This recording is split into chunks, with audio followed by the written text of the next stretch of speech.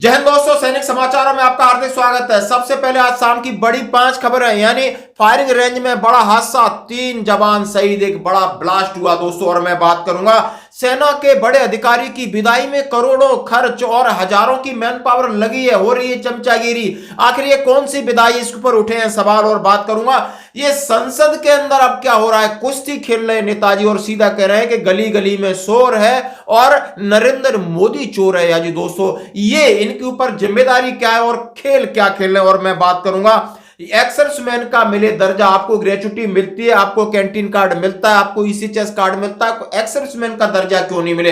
हाँ जी दोस्तों, सैनिकों के लिए बड़ी पहल कर रहे हैं ये।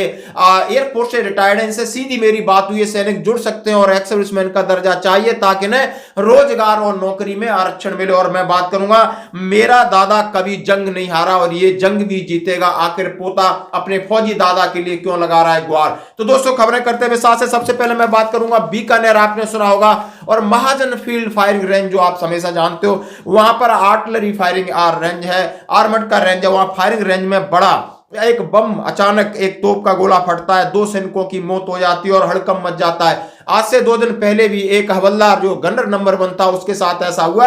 और अब कल बीकानेर राजस्थान के फील्ड फायरिंग रेंज में तोप अभ्यास के दौरान बड़ा हादसा, अचानक बम फटने से 2 सैनिकों की मौत, एक सैनिक गंभीर रूप से घायल, आर्मी हॉस्पिटल में चल रहा है इलाज। घटना की खबर लगते ही बड़े अफसर मौके पर पहुंचे, अफरा तफरी का माहौल। बुधवार को बीकानेर के महाजन थाने के इलाके में स्थित सेना की फील्ड फायरिंग रेंज में बड़ा हादसा हुआ। प्रैक्टिस के दौरान किसी गलती की वजह से अचानक बम फट गया। इस हादसे में 2 सैनिकों की मौत हो गई जब एक जवान गंभीर रूप से घायल हो गया। दोस्तों यह हादसा महाजन फील्ड फायरिंग रेंज के नॉर्थ कैंप में हुआ। वहां पर रेजिमेंट ऑफ आर्टिलरी की प्रैक्टिस कर रहे थे। गंभीर सैनिकों को सूरतगढ़ मिलिट्री हॉस्पिटल में ले जाया गया। वहां पर 2 सैनिक मृत पाए गए और घायल का इलाज चल रहा है। ये मामला दोपहर का है। सूचना मिलते ही सेना के बड़े अधिकारी पहुंचे, पुलिस पहुंची और वहां पर पता लगाया जा रहा आखिर इतना बड़ा हादसा कहां हुई, चूक कैसे हुआ और कोटनकारी होगी, तमाम चीजें होंगी। लेकिन दोस्तों ये है जिंदगी, सर्दी में प्रैक्टिस कर रहे हैं, अभ्यास कर रहे हैं, लेकिन अचानक इस तरीके का कुछ भी घटना घट सकती है, क्योंकि ये जिंदगी और मौत के खेल में हमेशा सैनिकों के साथ ऐसा होता है। दोस्तों अब बढ़ते हैं अगली खबर की तरफ। हाँ जी दोस्तों, एक सेना के बड़े अधिकारी, मैं बात कर रहा हूं 31 दिसंबर को की विदाई है, यानी सीआरपीएफ, यानी आप समझ सकते हो पैरामिलिट्री फोर्स के डीजी साहब हैं। अब उनके लिए कम से कम 456 जवान 1 महीने से लगे हैं, एसओ लगे हैं, 12 असिस्टेंट कमांडर ऑफिसर लगे हैं। गुड़गांव में पूरी सेना पहुंच रही है, ग्राउंड तैयार किया जा रहा, रहने खाने सब भव्य तैयारियां चल रही हैं। आखिर भव्य तैयारियां क्यों, 2 दिसंबर से लगातार चल रहे हैं और वो भी सिलेक्टिव जवान है। वहां पर आप देख सकते हो जवानों की लगातार ड्यूटी चल रही है और उन्हें छुट्टी नहीं मिली होगी। तमाम तरीके की प्रॉब्लम को छोड़ते हुए अंग्रेजी प्रथा, आप समझ सकते हो, आखिर ऐसा करोड़ों रुपए खर्च करने की क्या जरूरत है और एक डीजी के लिए। और क्या लिखा है, सीधा इस रिपोर्ट में सीधा लिखा है कि भारत सरकार वीआईपी संस्कृति को खत्म करने के लिए कई प्रयास कर रही, लेकिन ये सीआरपीएफ में ऐसा फेयरवेल डीजी के लिए क्यों, क्या आवश्यकता। और ये भी बात कही है भ्रष्टाचार के लिए बढ़ावा, क्योंकि ये जो खर्च आएगा करोड़ों रुपए, ये गलत तरीके से कहीं ना किसी और मद में एडजस्ट किया जाएगा। और ये एडजस्ट ही एक इशारा करता है पैसे को दाएं बाएं करने का तरीका। ये सत्य बात है, आप इसको यकीन, आपने भी देखा होगा कि जो अनऑथराइज हम खर्चा करते हैं, मान लो 1 करोड़ खर्चा किया वो सीआरपीएफ में, जहां उनके वेलफेयर फंड है वहां से कटौती होगी, कोई ये बिल बनाएगा, कोई वो बिल बनाएगा, फिर ऑडिट कराएंगे, सब चलेगा। यानी एक भ्रष्टाचार, इसको बंद कर देना चाहिए, इसकी क्या जरूरत है, आप इसके ऊपर अपनी प्रतिक्रिया दीजिए। अब मैं बात करूंगा, जरा वीडियो सुनिए। और ये है नेता आम आदमी पार्टी के संजय सिंह। अगर जेल वेल की बात करोगे ना, जिस दिन सत्ता परिवर्तन होगा एक भी आदमी बाहर नहीं दिखेगा। फिर ऐसी बातें मत करो, आपस में बात नहीं संजय ये जी, धमकी देने की बातें मत करो। संजय जी आपस में कोई बात नहीं, संजय जी प्लीज प्लीज, नहीं कोई नहीं, आपको आपस में बात कंट्रोल कीजिए सर, सभी लोग आपस में बात, प्लीज आप बैठे रहे, प्लीज ऐसे धमकी देके काम मत करो। आप विषय पे बोले, विषय बोले। अडानी की दलाली करने वाली सरकार हमसे आप सवाल बोले कर रही विषय पर संजय जी, जो विषय बोलेंगे ये भ्रष्टाचार पे बोलेंगे, विषय पर बोलिए प्लीज, विषय पर बोलिए प्लीज। अडानी की दलाली करने वाले हमसे सवाल। और ये उन्होंने बोला संविधान के ऊपर बात करने को खड़े हुए, किसी ने रोका टोकी में अरविंद वार चोर को बोलते हुए, इनको बड़ा गुस्सा आया और जोर से बोलने लगे। किस तरह बोल रहे हैं, भाव देख सकते हो कि गली गली में शोर है और नरेंद्र मोदी चोर है। दोस्तों ये वो नेता हैं जिनको हमने आपने चुन करके भेजा है संसद में। करोड़ों अरबों का खर्च होता है एक संसद चलने में, और यहाँ ये मौज मस्ती और लड़ाई कर रहे हैं, और बाहर जाके सब भाई भाई हैं। दोस्तों ये है, चाहे जवानों के मुद्दों हो, किसानों के मुद्दों हो, बेरोजगारी के मुद्दों हो, महंगाई के मुद्दों हो, अर्थव्यवस्था के मुद्दों, किसी को कोई लेना देना नहीं है। एक दूसरे को नूरा कुश्ती करते हैं, और शर्म आनी चाहिए ऐसे नेताओं को, शर्म आनी चाहिए जो वहां पर बैठे हैं। यानी 140 करोड़ भारतीयों का प्रतिनिधित्व करने वाले लोग हैं। इनकी भाषा शैली आप देखिए, इतनी बातों की गंभीरता आप देखिए, यानी वो भी एक अखाड़ा बना दिया। शर्म आनी चाहिए। आप इसके ऊपर क्या अपनी राय रखते हो और मैं बात करूंगा। हाँ जी दोस्तों, आप ये वीडियो देख रहे हैं, सेना एयरफोर्स से एक नायक हैं, इनसे मेरी लगातार बात हुई। उन्होंने कहा एक जवान जब डिस्चार्ज होके आता है तो उसे ग्रेच्युटी मिलती है, हाँ, उसे कैंटीन कार्ड मिलता है, हाँ, उसे एसएचएस कार्ड मिलता है, हाँ। जब सारी सुविधा मिलती है तो ईएसएम का दर्जा देने में क्या मुश्किल हो रहा है? एक्स-सर्विसमैन का दर्जा दिया जाए ताकि वो अपना जीवन दूसरी, यानी उसको जो आरक्षण मिलता है वो मिल सके। जय हिंद दोस्तों, जय जवान जय किसान। This is ex airman. ये मैंने चैनल स्पेशली इसलिए बनाया है, those who are the non pensioners, इसलिए कि मैंने ये देखा यार, नॉन पेंशनर की बात करने वाला, उनकी आवाज़ उठाने वाला कोई भी channel, and you know I didn't find any organization also, so that I thought better जो भी कुछ मेरे पास पॉइंट्स हैं, whatever I know and whatever you people are going to advise me, I will raise the points.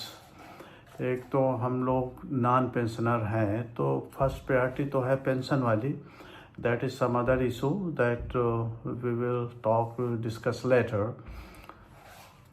आज का मेरा whatever my subject is there. If you have served only for 5 years Indian Navy Air Force and उसके बाद अपनी कुछ problem की वजह से या कैसे भी हो आप सर्विस से डिस्चार्ज लेकर के आ गए, so that you have not completed your initial bond, जो सर्विस एंगेजमेंट है बॉन्ड कंप्लीट नहीं किया एंड पेंशन भी नहीं है, then you don't have ex serviceman status. और उसके बाद अगर आप डिस्चार्ज बुक ले करके if you are going to the soldier board, तो वो लोग भी एंटरटेन नहीं करते। बट स्टिल एक सर्विसमैन का स्टेटस आपके पास नहीं है, but still you are eligible for CSD card. उसके लिए एक आर्मी ऑर्डर है, army order is there AO 32/84। As per this army order minimum 5 years की सर्विस होना एक, that is the eligibility if you have completed 5 years of service. If less than 5 years और service है तो शायद उसके लिए may be if you have ex service man, that is some other issue, so that you are eligible, as well as per this army order AO 32/84. If you have served minimum 5 years, you are very well eligible for the CSD canteen card. उसके लिए आपका ex serviceman होना, ex serviceman का ID होना या soldier board से recommendation लेने की ज़रूरत नहीं है। Just you take your discharge book, आप डिस्चार्ज बुक लेकर के जो नियरेस्ट आपका CSD यूनिट है, CSD कैंटीन यूनिट है, just you go there and produce your discharge book. आप उनको आप दिखाइए, what your requirement is there. You need your picture, your wife, family, and Aadhaar card, and you are going to get the CSD card. तो मेरा ये video बनाने का मतलब ये है कि हम अपने जो एक सर्विसमैन भूतपूर्व सैनिक है, जिनके पास भूतपूर्व सैनिक का परिचय पत्र नहीं है, उनको ये जागरूक करना है कि आपके पास भूतपूर्व सैनिक एक सर्विसमैन का आईडी है या नहीं भी है। अगर आपने 5 साल की नौकरी की है, you are very well eligible for the CSD card. आप नियरेस्ट CSD यूनिट पे जाइए and they will accept and they will do it. Okay friends, right, thanks. जय हिंद, जय जवान, जय किसान। और ये अपनी खुद से पहल कर रहे हैं। इन्होंने कई लोगों को जोड़ा है, जो ऐसे लोग आर्मी, एयरफोर्स, नेवी से जो लोकल डिस्चार्ज आए हैं, उन्हें ये सुविधाएं मिल रही हैं। उनके पास कैंटीन कार्ड है, उनके पास ECHS कार्ड है, उनके पास ग्रेच्युटी मिला है, सब मिला है, यानी सारे हैं। यदि उन्होंने ये कहा कि यदि हम एक्स सर्विसमैन हैं नहीं तो फिर हमें ये ECHS कार्ड कैसे मिला? यदि हम एक्स सर्विस में है नहीं तो हमें कैंटीन कार्ड क्यों दिया? कैंटीन कार्ड या तो सर्विंग को मिलता है या रिटायर्ड को मिलता है। सर्विंग में हूं नहीं, रिटायर्ड में पूरी तरह आए नहीं, फिर कार्ड जब मिला है तो हमें एक्स सर्विसमैन का दर्जा क्यों नहीं? आप इस बात से अपनी क्या राय रखते हो? यदि किसी को इस तरह की प्रॉब्लम है तो इनका नंबर मैं आपके साथ शेयर कर रहा हूं, जरूर इनसे कॉन्टेक्ट करिए। और आगे बढ़ता हूं। देखिए एक दादा के लिए पोता कितनी गुहार लगा रहा है। दादाजी को मैं यही कहना चाहता हूँ कि वो जल्दी से जल्दी मोर्चा फतेह करें, घर जाएं। उन्होंने 21 दिन से कुछ नहीं खाया। उन्होंने बहुत सी जंगें लड़ी हैं, उनमें से वो एक भी जंग नहीं हारी। वो कह रहा है हमारे दादा ने आज तक कोई भी जंग नहीं हारी है, 21 दिन से भूखे हैं। यानी ये आप समझ सकते हो, किसान मोर्चा के लिए दादाजी बैठे हैं और छोटा सा उनका पोता है, गुहार लगा रहा है कि उन्होंने बहुत सी जंगें लड़ी हैं लेकिन कभी जंग नहीं हारे हैं। उन्होंने कहा है अब इस मोर्चा को फतेह करके घर वापस जाएं, 21 दिन से कुछ खाया नहीं है। इसमें भावना है, भाव है और जिद भी है। जिद है उस फौजी की और जिद है वो किसान बनके अपने हकों के लिए सरकार के सामने अनशन पर बैठा है। हम गुहार लगाते हैं कि इस बच्चे की पुकार सुने और उनका अनशन तोड़वाएं। उनका स्वास्थ्य लगातार गिर रहा है। दोस्तों तो आज की खबरों में इतना ही, बने रहिए हमारे साथ। धन्यवाद।